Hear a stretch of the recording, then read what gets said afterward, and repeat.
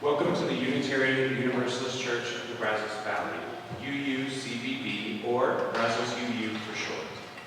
My name is Kat Wild, and I'm serving as your worship assistant today. We are a welcoming congregation, which means that we celebrate and welcome all peoples of diverse sexual orientations and gender identities. We also strive to welcome people across diversities of race, age, ability, immigration status, and belief.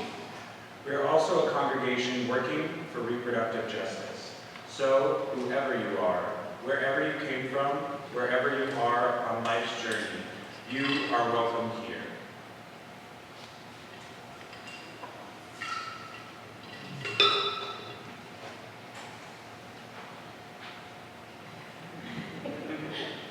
Good morning, my name is Darbi, and I use she, her pronouns.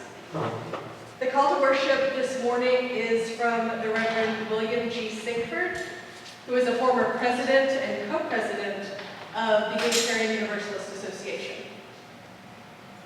If we are going to thrive as a vibrant, pluralistic religious movement, the question of translation becomes critical. Because if we are going to use language that is evocative, language that leads us in depth, drawn from many traditions and sources, then we need to be mindful that each and every one who hears our words will be translated. All of us are hearing those words through our own life lenses, bringing our own meanings to the experience of being together.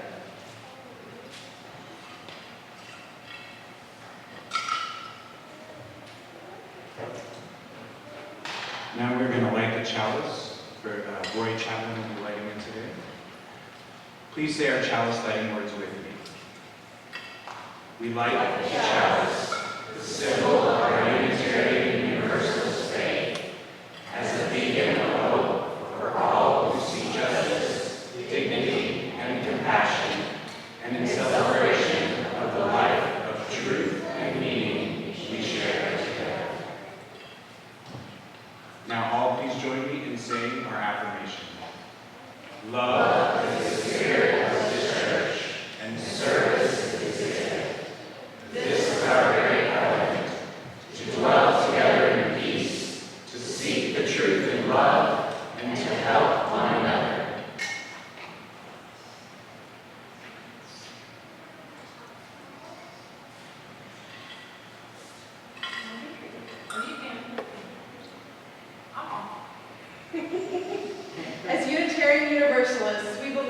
there is a spark of the divine in every person. So please take a moment to greet your neighbors around you. Especially say hello to folks that you might not know or might not know very well, and especially folks who are much older or much younger than you. We'll bring the bell number down.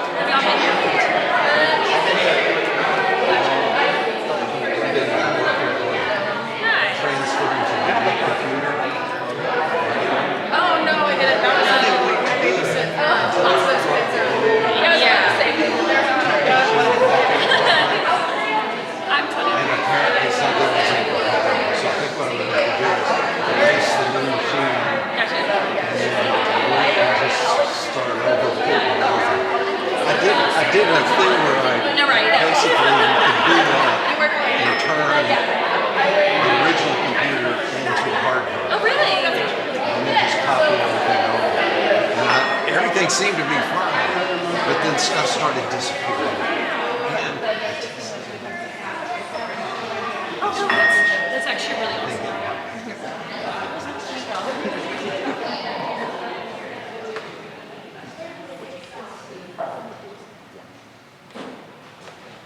All right, we're going to try something new this morning.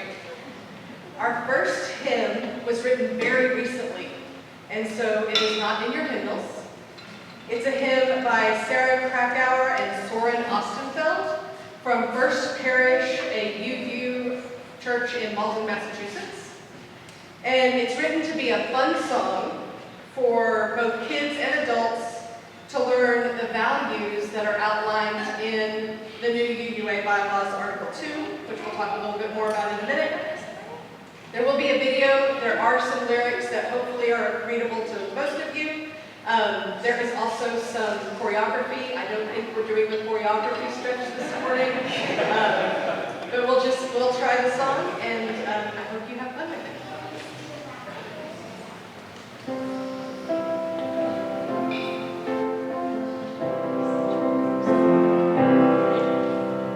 What makes you a true you?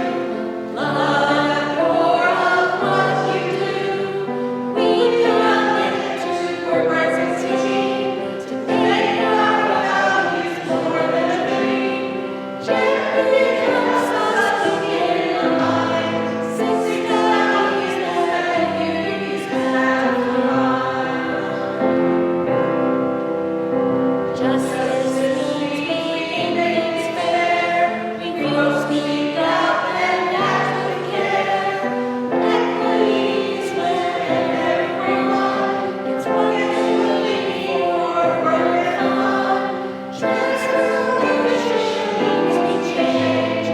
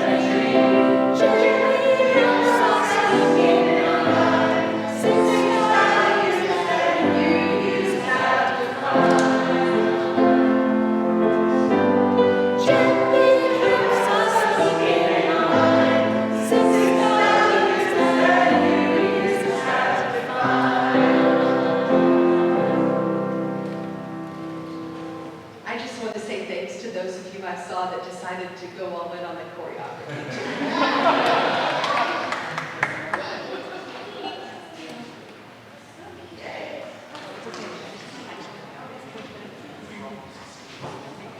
Get myself together. Good morning. My name is Allison and I use she, her pronouns, and I am the Director of Religious Education here. And today I brought a friend to church.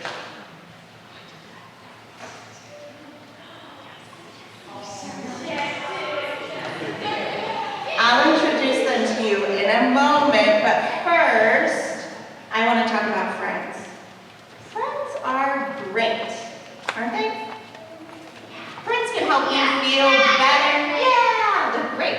They can help you feel better, make you laugh, and be there for you when you just need someone to tell you things are going to get a little bit better. And new friends are really wonderful. When you meet a new friend, they do some of the things your old friends do, but then they also do some new stuff. Like, new friends can tell you about their lives and who they were before they met you. And new friends can help you about things, they can help you figure out ways that you can change to be better in the future yourself, too. So, it's nice to have old friends, but it's also nice to have some new friends who love you for who you are right now, and you guys can grow together. We can learn a lot from new friends, even if they aren't always like the old friends you used to have. Maybe especially when they're not like the old friends you used to have. So I have brought a new friend here today. This is first name to be determined, Jetpick. Their pronouns are they, them, and they've come here today to help us learn something new. Now, they're a little shy, so they're not really speaking right now, but they're going to tell me stuff, and I'll tell you. So this is a Unitarian Universalist piggy. They love thinking about what it means to be a UU and help us learn who we are. As UUs here, you might have learned about our 8 principles. But this piggy is going to share something new, something a little bit different.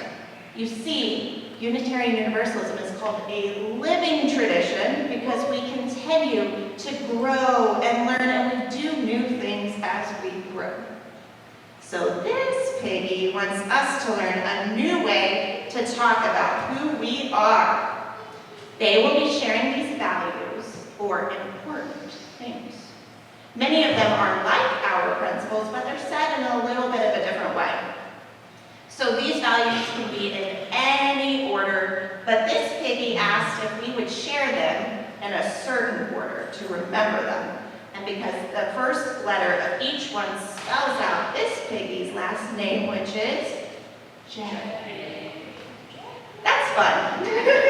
And an easy way to learn them. So let's see what the values are. First up, J is for justice. Oh, thank you. Oh, and you know what? To be determined, Jeffrey can speak out here. J is for justice. We work together to make sure everyone is included and represented. It takes noticing where something has gone wrong and working to make it right. Just like the sunrise, justice can bring light into our community, even when growing can be hard. The color of justice is yellow, like the sunshine. You gotta do the sound effects, I'm just saying. All right, E is for equity. We all learn and grow in different ways, and we can give people what they need to be their best. Sometimes people need extra time, wisdom, and attention. Equity means we lead with our hearts when we spend money or make food, study, and even when we vote. The color of equity is red, like a big heart.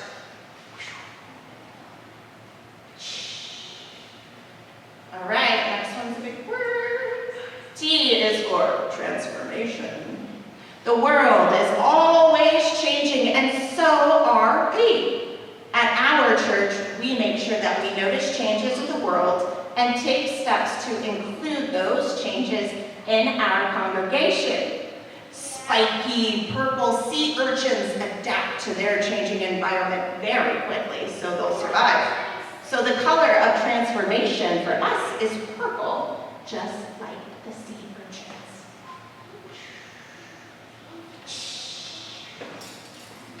All right, P. Does anybody remember P?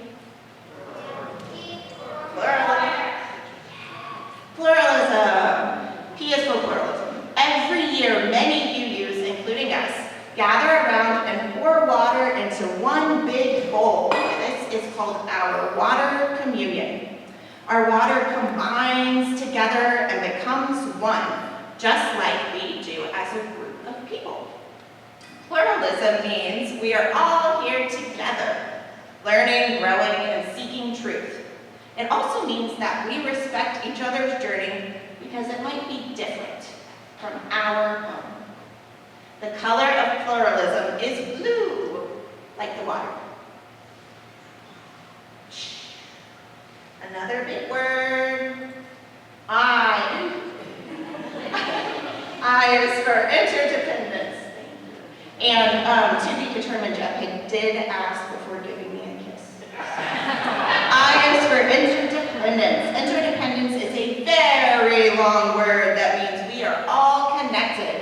When we peel an orange, the white pith, let me say that word, pith, it's kind of fun, pith.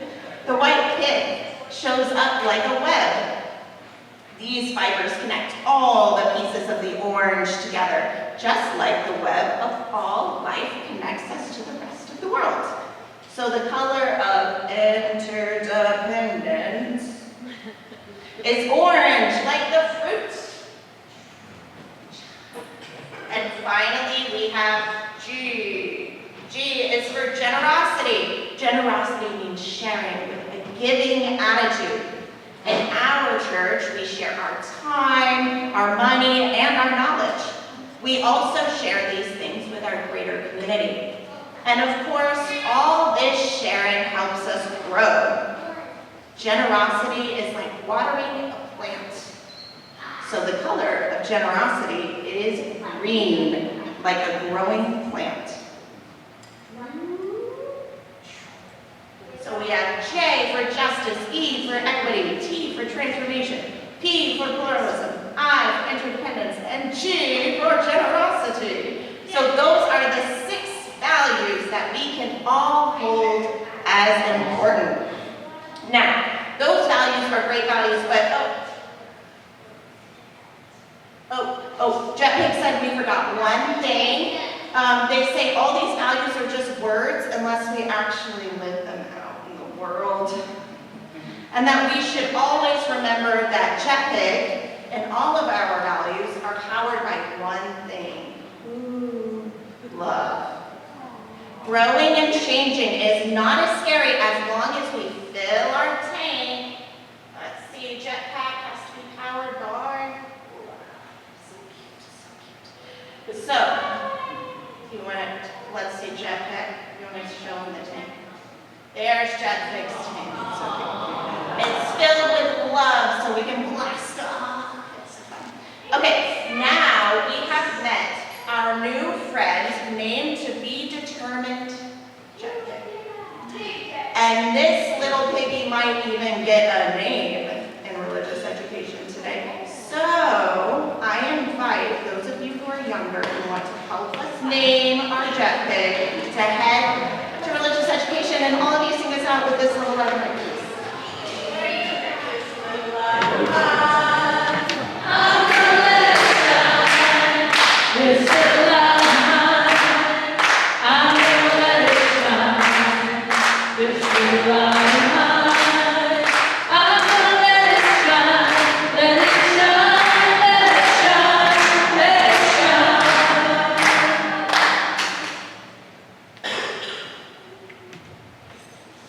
I hope you all were listening, because when Kaya asked me if I could do a sermon on the Article 2 changes, I thought out that I was going to give a lecture, and Allison handled the lecture side of things in a fun way, and so now I'm able to just offer you some reflections.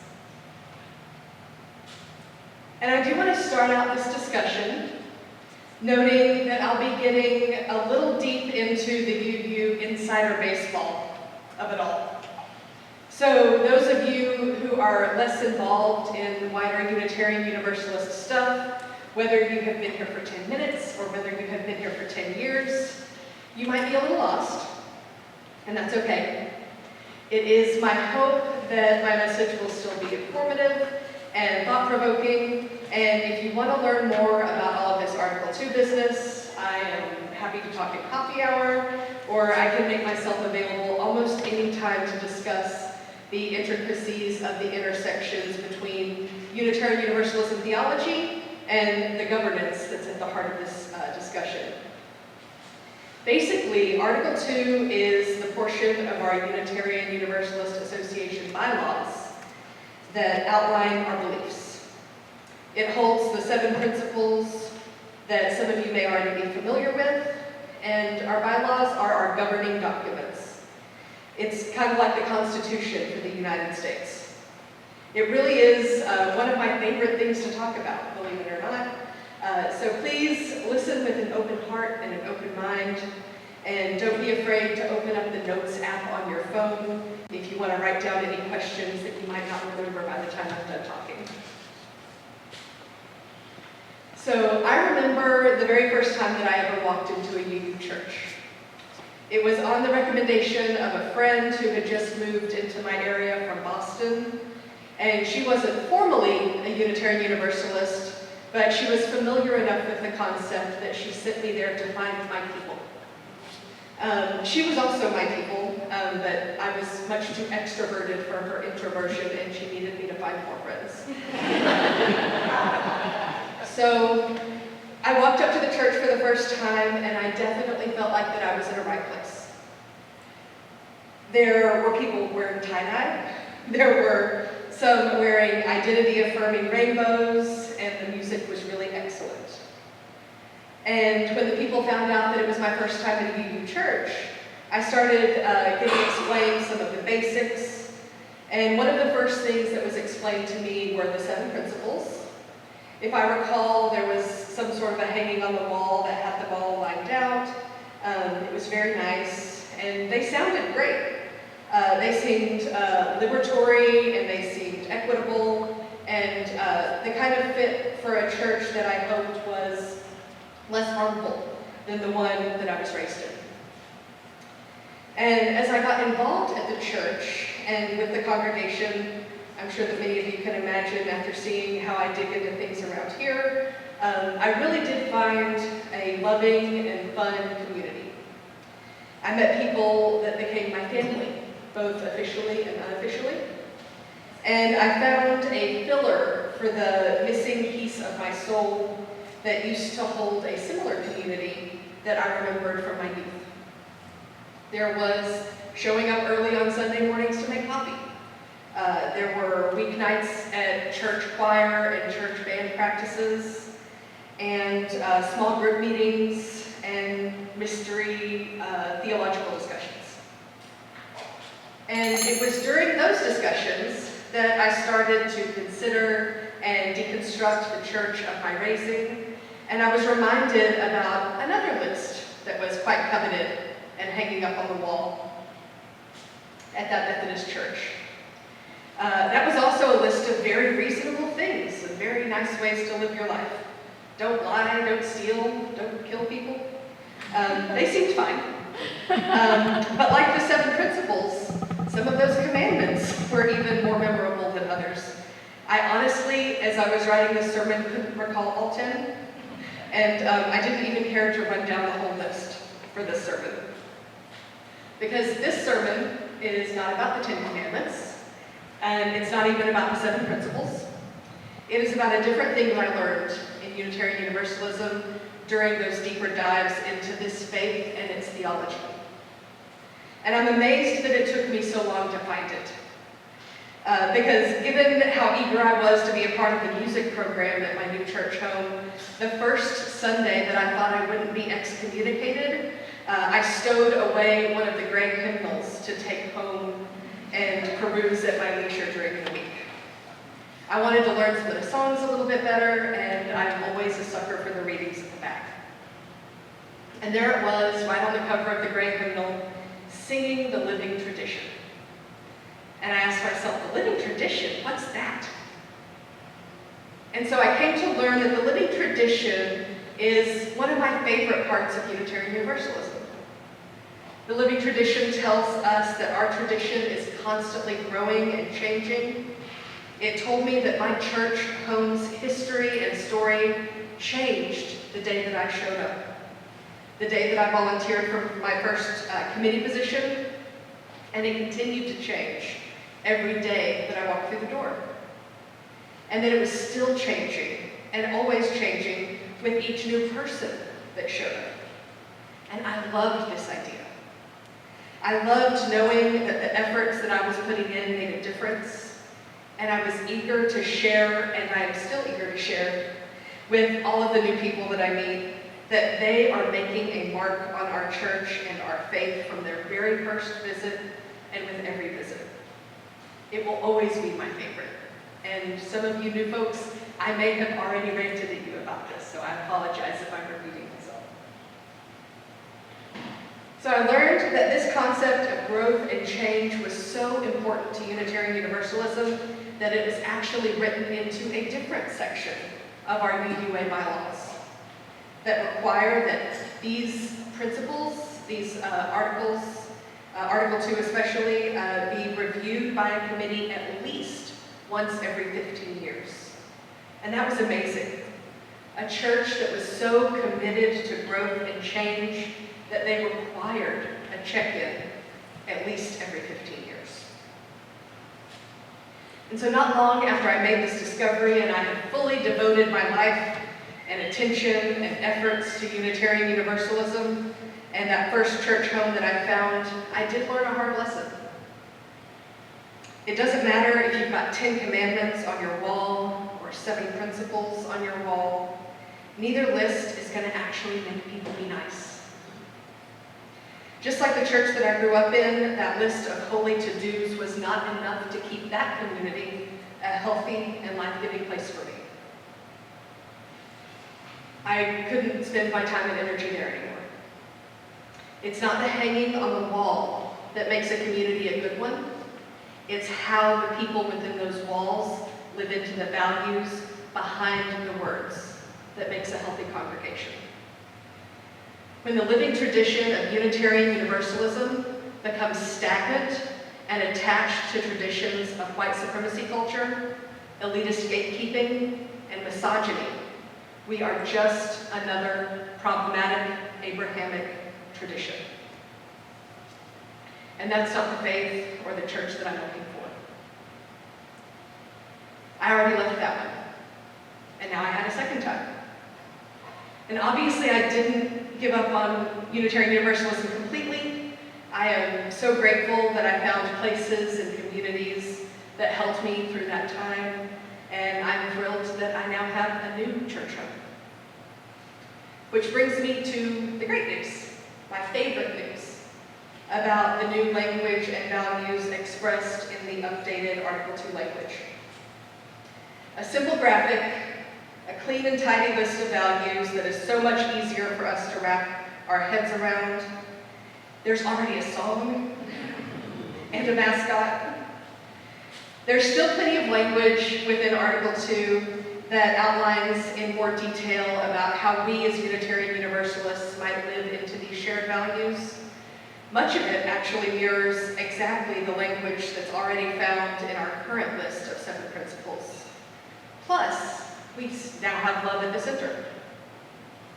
The Reverend Bill Singford, the wise reverend that I quoted in our call to worship, was one of the first UUs that I ever heard bemoan the fact that for all of the focus that we put on love in our faith, that we had somehow missed it in our principles. 7 principles and not one word about love. And I heard about that years ago, and so I decided personally I would start centering love in our faith. And many of you have received church-related emails from me where I almost always sign off on those emails, "Love Darbi." So when I saw the initial communications from the Article 2 Study Commission centering love, I felt that the universe, with two U's at the first, of course, had sent me this happy little affirmation that while maybe not every UU church is my church, that Unitarian Universalism is my faith home. And that what I'm doing, this right here, is the right work in the right place, and I hope that you feel, or will feel, the same way. And I know what many of you are asking right now, or maybe it's what you should be asking if you're good at questioning UU. What about that 8th principle? Isn't that new? Aren't we already updating and changing Article 2 with added principles? Now, whether you simply recall it from the sermon title, or whether you were genuinely curious why we as a congregation would join hundreds of others to make edits to the 7 principles currently outlined in the UUA's Article 2, when there's an entire committee that's working on a rewrite. And I save this for the end because it's a really short answer.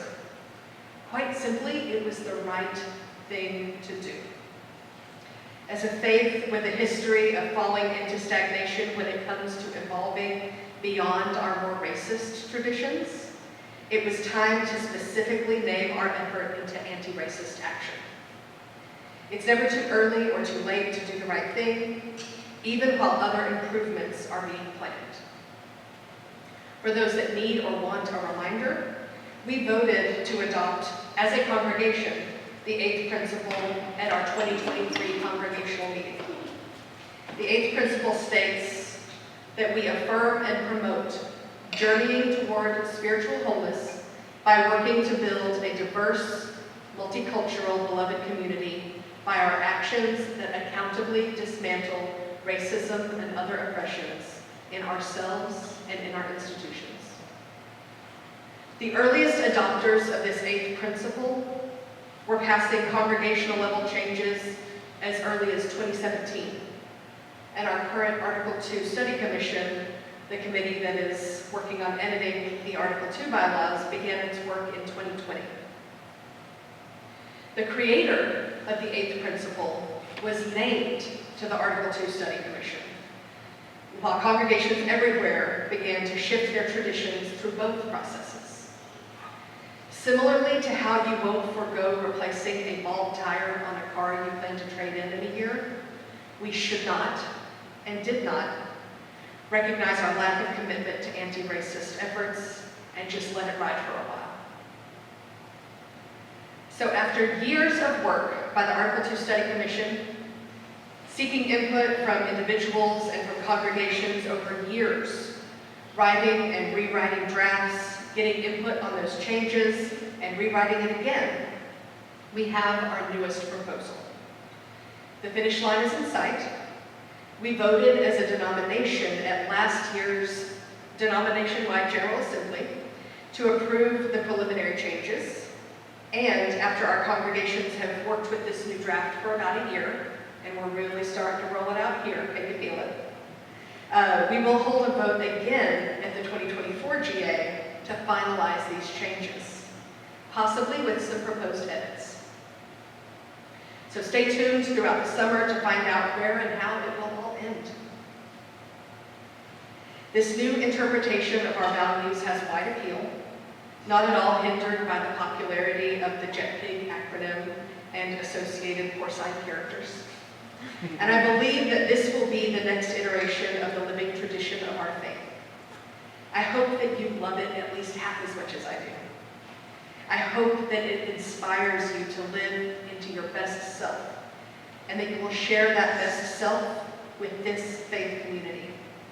I hope that you will encounter others living into their best selves here, and that these covenantal relationships will continue to foster a living tradition here at UUCBV, in our southern region, and into the wider association. May it be so. Blessed be.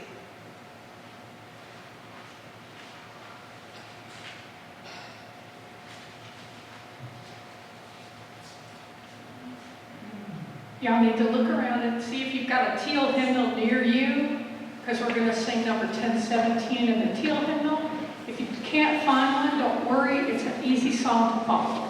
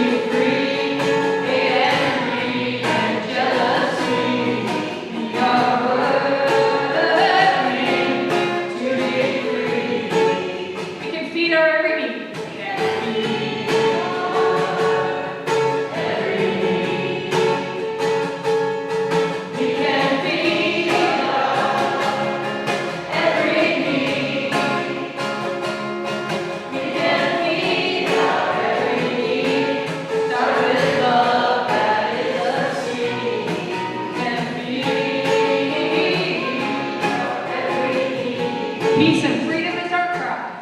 Peace and freedom is our cry. Peace and freedom is our cry. Peace and freedom is our cry.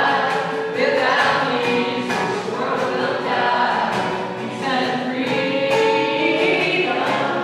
is our cry. One more time, I'm building a new way. We are building a new way. We are building a new way. We are building a new way. It's stronger every day. We are building a new way.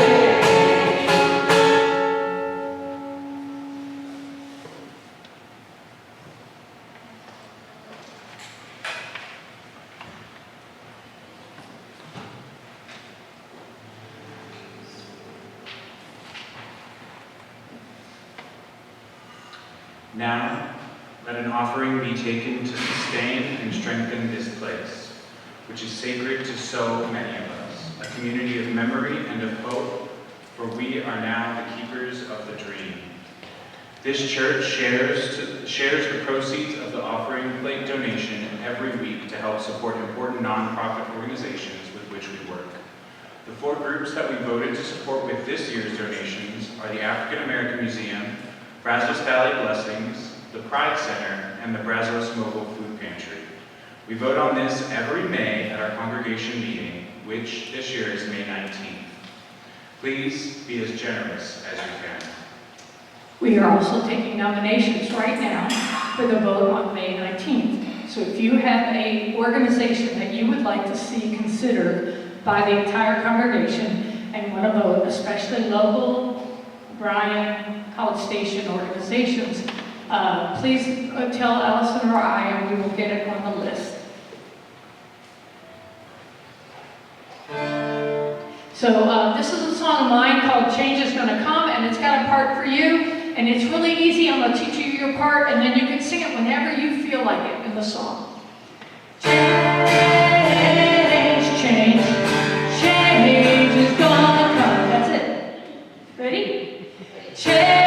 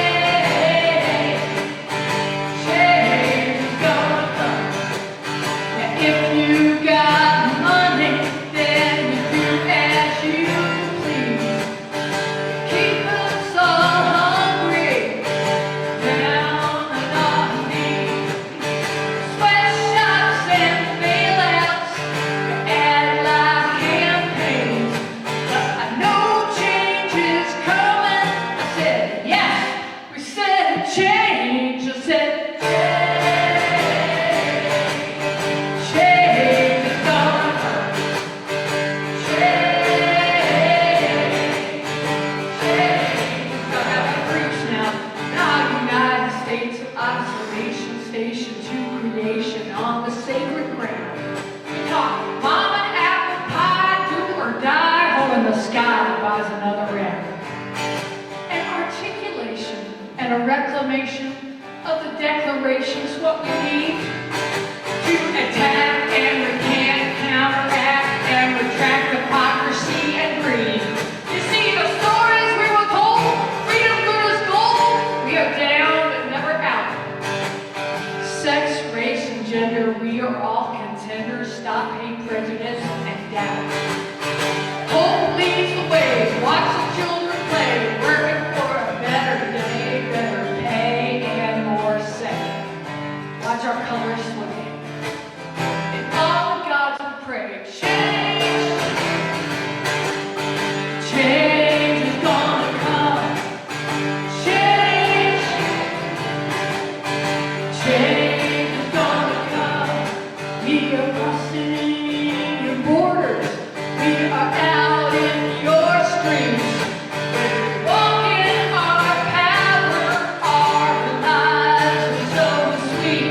We say things will get better near heaven's gate. But our lives are precious and we cannot wait. I said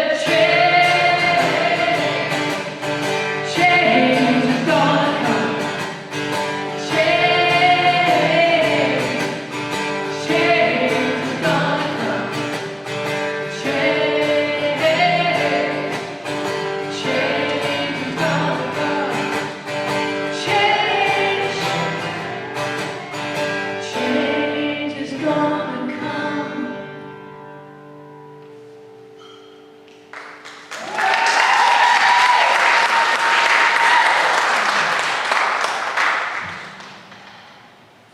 We give thanks for these gifts we have given, for those we receive, and for each other. May your generosity return to you tenfold. We do have a few announcements. The stewardship drive is in full swing. You should have gotten a letter in the mail, and we kindly request that you return those to us at your earliest convenience. You can see Darbi or Carolyn for more information. The first post-Mormon support group will occur on May 5th from 11:45 to 12:45. See Sarah or Ivy for more information. I think Kai already announced this one, but just to reiterate, we are accepting nominations for the four local nonprofit organizations that we will split the plate with for our next fiscal year.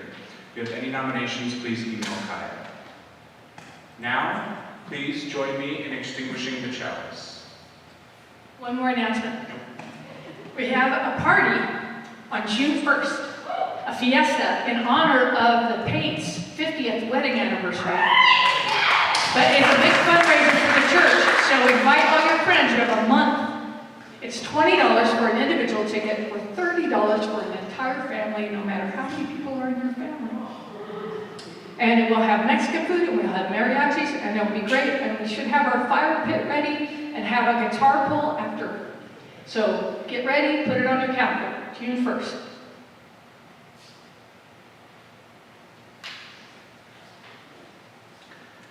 All right. Now please join me in extinguishing the chalice.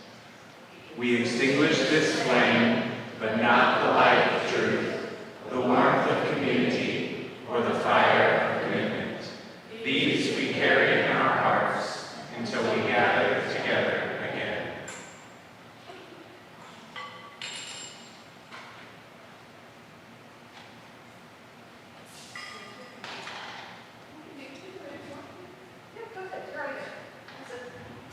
Please sing with me if you choose to. Remember